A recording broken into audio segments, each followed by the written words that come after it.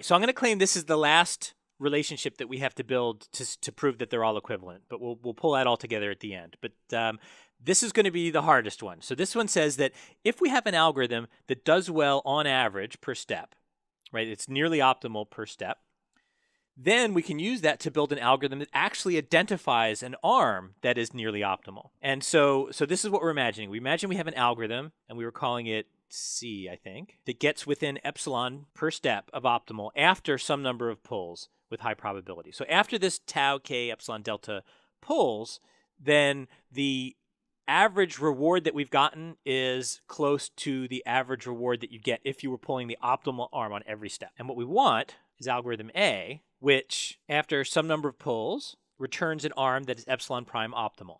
So someone has to tell us k, the number of arms, epsilon prime and delta prime. Oh, and this holds with probability 1 minus delta prime. Then what we get to do is set up this other algorithm C however we want, and run it for how long it runs. And at the end of that, somehow use the information that was gathered to pick an arm that is nearly the best. Right, and I just realized something that I think was obvious, but I actually wasn't thinking much about, so I should say it out loud, which is we're going to take the epsilon prime and the delta prime, and we're going to create some epsilons and deltas. That has to be polynomial.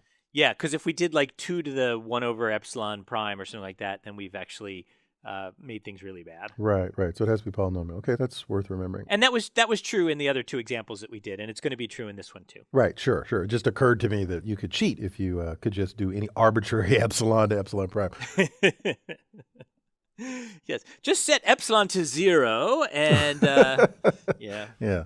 Okay, cool. All right, so I think I have half an answer here. So maybe half the answer will help towards the full answer. So here's the half the answer.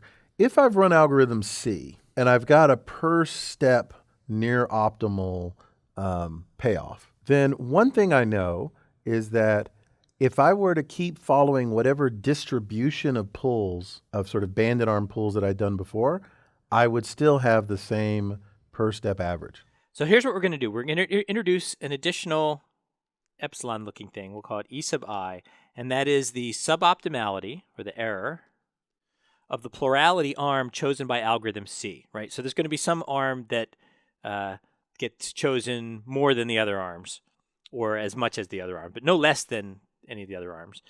And we'll call that arm I, and EI is the suboptimality of that arm. So what do we know?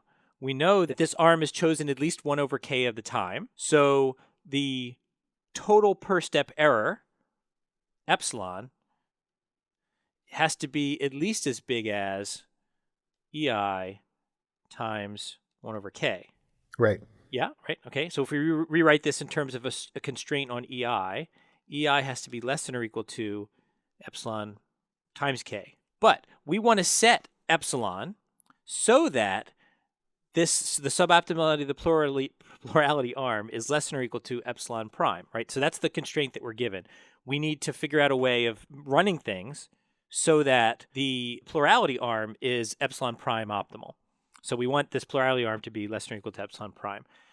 So if we set epsilon equal to epsilon prime over k, then everything holds, right? So over here, epsilon over k greater than or equal to this implies that epsilon is greater than or equal to E sub I, which is exactly what we wanted. So this implies the right thing. Right, and in fact, you could get the epsilon equal to epsilon prime over k just by doing algebra, right? You got E sub I less than or equal to epsilon prime, and we know that E sub I is also less than epsilon times k, so we want epsilon times k to be less than or equal to epsilon prime. Therefore, epsilon is equal to epsilon prime divided by k. Good. So if we set that epsilon, and then we run algorithm C for tau steps, then the arm that we get at the end of that run that's chosen most often has to be nearly optimal, right? Because if it wasn't nearly optimal, then we would have actually accrued a lot more per step error.